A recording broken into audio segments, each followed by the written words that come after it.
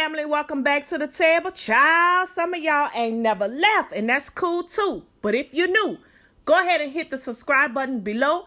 Don't forget to turn on your notifications. I don't want you to miss out on none of these conversations because they're all cute. They're all cute. Now, in the spirit of new, we coming to you with our very first mukbang. By now, you should have recreated that recipe. Grab your bowl, get your shrimp and grits and them fried green tomatoes, and meet me and Chef D. Let's chop it up, okay? It's going to be a treat. So, Lukie. Yes. Let's get into the real tea, because everybody, we talk about you. We mention you casually, and we kind of insinuate that you have some type of community or family tied to the Gulf Cook gene family. But where you came from? So how did we inherit you? 1987. I met Rochelle Simone Roque Cook. I fell in love with her. She come over on the West Bank, her and one of her friends. And when I saw her, it was just like, who is that? I mean, I had girlfriends, thousands of them, even by then, hundreds of girlfriends in my high school, it's a number. But when I saw her that night, I was like, who is that? They was like, oh, that's Rochelle. She had the St. Bernard Project. I'm like, at the St. Bernard Project? She was a long way from home. Yeah. So I went and found one of my friends that went to John Mack. I'm like, dude, Vin, you got to bring me. I just saw somebody. I saw this little chick named Rochelle. He's like, oh, you talking about Brian's sister? I'm like, yeah. I said, they just caught the bus. Go on to Canal Street. He said, come on, we going over there. We met the bus when they got to Canal Street. They crossed the street to go across to get on the bus. Her and I drill. Guess what? I'm like, we're going to bring y'all to the project. We brought him to the project. I don't know if it was the best night of my life or the worst night of my life. She broke me. But she was a good girl. But that's how I became, And then I started going in the project, Y'all used to stay on the second floor on Gibson. Mm-hmm. And me and her, like the old folks used to say, we used to code on the steps. Sit on the steps and talk all night and talk on the phone. And yeah, her little boy was 10 months old. My little boy now. Right. 10 months old when I met Kevin. But he became my son. He's my son to this day. And I mean, that's how I got involved with the Gulf family, the Cook family. Me and Brian became close. Me and Tom was close. Like I said earlier, Janine, you my favorite. But girl, sometimes you can be a piece of work. Sometimes. She all right. All the time. But it's all good. But yeah, we all stayed in the project together. Me, Rochelle, across the court from Wendy. We used to hang out all the time with Joanne. We'll go uptown and meet them and do all kind of family things together. Yeah, it's been a long time. Since 1987. I think I was in the 4th grade. Yeah. I'm 41 now. So that's been a really, really long time. So you married my sister. Yes, I did.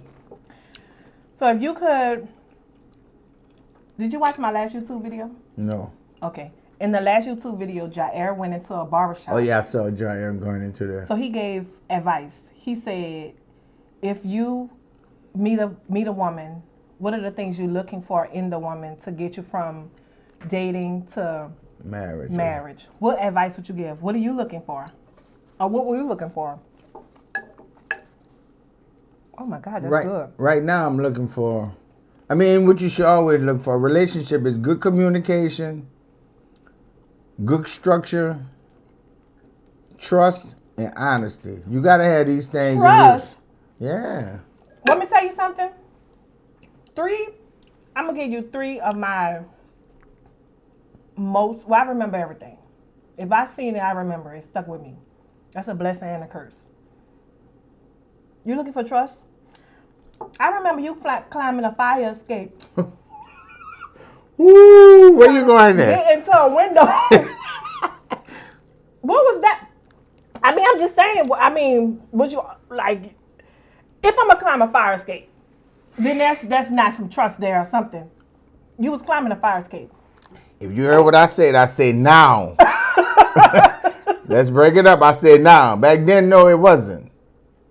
Because we had some things that was going on that your sister wasn't no trustworthy person at that time. Well, that's why I said you must have wasn't really looking for trust then because you was climbing a fire escape. I was. It was a fire escape. Yeah, it was. Did you actually come through the window? Or did she decide to open the door? I probably came through the window. I came through a window once or twice. I got that from my sisters. I don't never want to be that person again. I probably came through the window. I always was coming through the window in the project. But trust now is the biggest part. Back then we was young. Yeah. I was 17 years old. Really? I had never. Yeah, I think I was 17 when I met Rochelle. I was 17. Oh wow. Rochelle was like a couple of months older than me, so she might have been 18. Rochelle's birthday in May, mine in December. So when I met Rochelle we were still young, like I said. We were still young. I think I fell in love with her, heads over heels. Had never brought no girl to my house. Had never, always was dating. They'll pass through, but they would never be introduced as my girlfriend. Oh, that's my girl. And if you know my uncle be like, oh, that's your friend? And when I brought Rochelle there with Kevin, he was like, oh, no. You got to get that little boy out of here.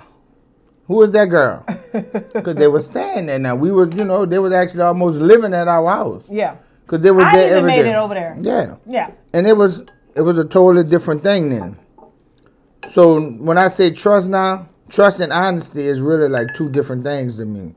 Because some people don't have, they trust you and they don't trust you. Honesty is like loyalty. If you loyal to a person, if you honest, you're going to always be with that person. But if you don't trust a person, you don't trust a person. It's hard to build back up a trust relationship when that trust has been broken. Yeah. It's very hard. So even when Rochelle, whatever, the accident happened to Rochelle was supposed to be on her way to Atlanta. No. She might have told you or Atlanta. Rochelle was on her way to Oakland. Oh, to you. Back to me. I had got her a spot at a beauty shop, and we were just going to try to, I was going to help her to get her things back together. Get everything back together. But she was on her way back to us. I ate all my food. So is it done when the food is gone? It's done. Oh my God, this was so good. We didn't even get a thumbnail or nothing. But that's how the people be. So, now in future dating, how do you feel? Well, because you're old now. You're like 60. Oh, wow. If I'm 40. Not that old, yeah. Yes. Okay. Next question. Dating people with kids. How do you feel about dating people with kids now? I mean, these days you're not going to really find nobody that don't have no kids. Really? Wipe your chin. It's hard. I mean, I haven't ran across none. That's because you like fast women. Oh, wow. My son like fast women, too. He like them fast like my sister. Faster. And his friends try to hook him up with somebody he didn't like because she was too slow. Let me tell you, I don't like fast. I like that woman that everybody trying to get. That would make her fast. No, she ain't got to be fast, but that's that one that everybody trying to get. If I can walk in, back then, if I used to go walk in the bar and wink my eye and she moved, I had her. That make her fast. No, that don't make her fast. That don't make her fast. Y'all. That make her hot. She was that girl everybody wanted. Between fast and hot? Yeah, she was that girl that everybody wanted. My So that's God. the girl I wanted. Y'all have to taste this. Y'all have to taste this. If you didn't watch the actual cooking show putting this together, we'll link it above and below so you can go and snatch down this recipe. I'll try to remember all the things and put it in the description box. But when I tell y'all, this is delicious. It's delicious.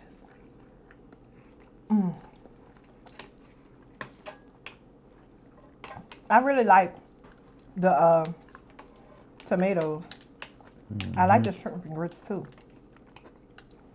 You know, I cheat and use that crab boil oil, the little one, and I put a little drop of that in my stuff when I'm not using seafood to give it that Taste. seafood taste. That kick. That's what I do for the kids, for their stuffed bell peppers. Yes, I can make stuffed bell peppers. What my daddy taught me. I can cook a little something now. I just don't know how to cook gumbo. Maybe when I'm 50, I'll learn how to cook the gumbo. You gotta get that recipe from Auntie Gail. Yeah, but you gotta be old to make gumbo. In my head, Why? because the old people cook the gumbo. Gumbo is not a young person thing. Because, see, I was fast when I was growing up. I didn't slow down to be in no kitchen trying to make no gumbo. I didn't slow down until I moved to Atlanta and my children slowed me down. Because you can't be fast and a good mom. You have to sacrifice one thing for the other. And I decided to be a good mom. Or at least I try. You do. But if my children didn't save me, I'd be a bad mother. Oh. That's all. And you know who wanted me to be that way? My sister. That was her plan for me. She wanted me to be a bad mother. I did halfway. Oh my God, this was so delicious. Because she was bad. I used to listen to my sister and her friends' conversations, and I was calendaring the days for those things to happen to me. I couldn't wait. I hope not everything. Well, I mean, the stuff I heard, so it couldn't be that bad because it was the stuff I was able to hear. Because that group wasn't nothing nice. That group still ain't nothing nice. That group wasn't nothing That nice. group still ain't nothing. Y'all, as y'all can see, listen, get into this recipe because it was delicious. It was super dumb, amazing. Thank you, Chef D, for coming to the table and sharing a little love and tradition with us and sharing your amazing recipe for Creole shrimp and grits and fried green tomatoes, Napoleon. Now, during your interview section, I heard you say that one of your passions is inspiring youth and allowing a platform for up-and-coming chefs to become successful. So if you had this one moment to share any advice with any up-and-coming or aspiring chef, what would it be? Run behind your passion, not behind the money. And that's all I'm going to leave it right there. Because everybody think it's the money. It's not money. If you want to be a chef or cook or whatever you want to call yourself, because I don't want nobody to call me no cook. I'm a chef by trade. I earned it. I earned this title that I wear. But here again, you have to have the passion. 16-hour days, 20-hour days sometimes. It's not the money. You're not going to make no money at the beginning. It's not money. But you got to have the passion, the heart, the willingness to want to stay in this game. Don't think it's about money. Don't think it's about money. It's not. And that's my advice to him, Don't run behind the money, run behind the passion. I get chewed out all the time. Everybody keep telling me, oh, you running because you love to cook and you ain't trying to make no money. Your price is too cheap. I'm in it for the love.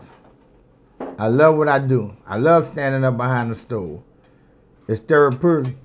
It's therapy to me. When everything ain't going right, I can go stand in the kitchen and come up with anything off the top of my head. and just keep on pushing it. So that's my advice to any young kid, any young adult that want to do this. Don't run behind the money, run behind your passion. You got to have a love for this game. Thank you, Chef D, for coming to the table and You're sharing welcome. a little love with us today. Y'all don't forget to like, subscribe, and comment on these videos. Your comments mean so much. I know that everyone wants to feel connected to me directly, so I receive a lot of comments privately, believe it or not. But he is not monitoring my YouTube channel, so if you have comments directly for Chef D or you want to reach out to him and you want to use this platform to do that, drop it in the comment section below, because guess what? I know he's going to be watching. He been watching. We're going to sign out with my last thing. What's your favorite video from the YouTube channel? Chef D. My YouTube channel. We ain't post this one yet. Everybody have a favorite. From the YouTube? Yeah, from my channel. Yeah, when we done the last interview. Oh, in New Orleans. I don't know what I had to track you down at the second line. Probably. So most men on my channel say that I hook them in when I say, in order for you to be deemed a good woman, you got to know how to clap your ass and cook a pot of grits.